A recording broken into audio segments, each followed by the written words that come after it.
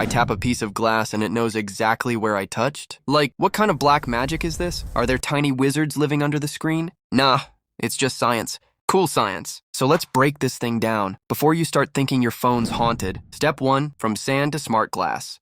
Your phone screen started as sand, specifically high-purity silica sand. This sand gets melted down at super high temperatures and turned into glass. But plain glass, it's fragile. One drop and it's game over. So, manufacturers make it stronger using a chemical process. The result? Gorilla Glass. Step 2, the touchy part. Now you've got this tough glass on your phone, but how does it know you're touching it? That's where the touch screen comes in. There are 2 kinds you need to know about. First, the one you find at a McDonald's kiosk. You know, the one that asks way too many questions. And second, the one on your phone. Let's talk about the McDonald's one first. This type has 2 layers, usually plastic and glass. Both are coated with a special conductive material. When you press the screen, those layers touch and complete a small electric circuit. So when you press it, the circuit goes, aha, touch detected. But how does it know where you touched? That conductive coating is laid out in a grid pattern. So when you touch a spot, it sends a signal like, touch at X40, Y200. Then the processor checks what's at that location and responds, usually by offering you 10 ketchup options you didn't ask for. The problem? It's not very responsive. You have to press hard, and it feels like pushing mashed potatoes through a sandwich bag. But it's durable and cheap. That's why businesses love it. Now, your phone's touchscreen. This one's way fancier. It's super sensitive. You don't need to press, just a gentle tap will do. It works more like a cat or someone who refuses to reply to text. It's made of 4 layers. Top layer, Gorilla Glass. Under that, a transparent grid layer, let's call it red. Next, an insulating layer.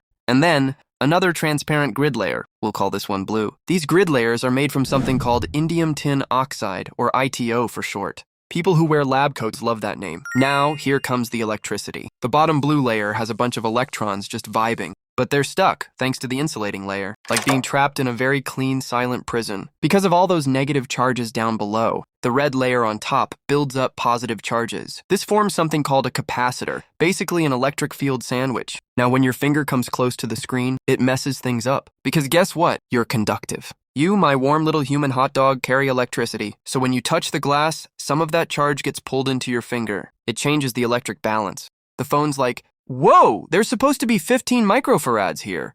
Who touched my field? Then it calculates exactly where that change happened, and boom. Disturbance at X50, Y173, open the app. So yeah, every time you touch your screen, you're slightly electrocuting it, but in a helpful way. And now the pixels. Zoom in on your screen microscopically, and you'll find pixels. Each one is made of 3 smaller pixels. Red, green, blue. These 3 mix to create any color, like digital paint. Want purple? Mix red and blue. Want yellow? Red and green.